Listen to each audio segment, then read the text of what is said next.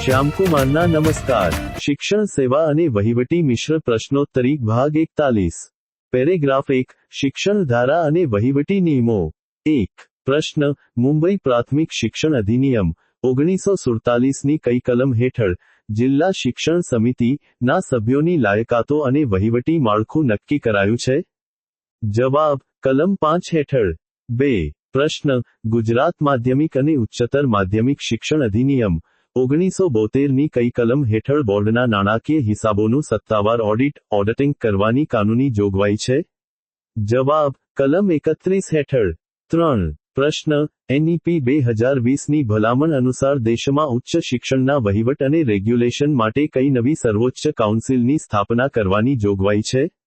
જવાબ. National higher education regulatory council NHERC. Paragraph 2. કલમો. વર્તમાન પ્રવાહ અને મનોવિજ્ઞાન. 4. પ્રશ્ન. RTE એક્ટ 2009 ની કઈ કલમ હેઠળ શિક્ષકોને બિન શૈક્ષણિક કાર્યો, જેમ કે વસ્તી ગણતરી અને આપત્તિ વ્યવસ્થાપન સિવાય માં રોકવા પર કાનૂની પ્રતિબંધ છે? જવાબ. કલમ 27 હેઠળ. 5. પ્રશ્ન. J.B. વોટસને શિક્ષણ અને વર્તનવાદના પ્રયોગો માટે કયો મુખ્ય સિદ્ધાંત આપ્યો હતો? જવાબ. વર્તનવાદનો સિદ્ધાંત બિહેવિયરિઝમ થિયરી. 6. પ્રશ્ન. વર્તમાન પ્રવાહ 21 જૂન 2026 ના તાજા શૈક્ષણિક પ્રવાહો મુજબ રાજ્યની પ્રાથમિક શાળાઓમાં વિદ્યાર્થીઓની ગણન ક્ષમતા વધારવા માટે શિક્ષણ વિભાગે કયો નવો ગણિત સેલ શરૂ કર્યો છે? જવાબ. વૈદિક ગણિત પ્રોજેક્ટ મિશન. પેરેગ્રાફ 3. ઇતિહાસ, વારસો અને બંધારણીય જોગવાઈઓ. 7. પ્રશ્ન. મૌર્ય વંશના કયા અંતિમ શાસકની હત્યા કરીને પુષ્યમિત્ર સુંગે સુંગ વંશની સ્થાપના કરી હતી? જવાબ. બૃહદ્રથની. 8. પ્રશ્ન.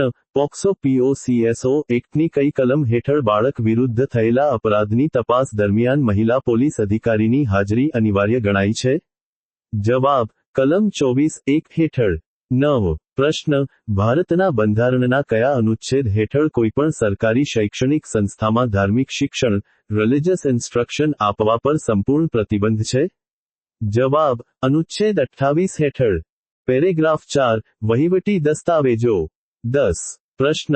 શાળામાં મધ્યાહન ભોજન યોજના PM પોષણ અંતર્ગત રોજેરોજ વપરાતા અનાજ અને સામગ્રીનો સત્તાવાર હિસાબ રાખવા માટે કયું રજિસ્ટર નિભાવવામાં આવે છે? જવાબ. Stock register.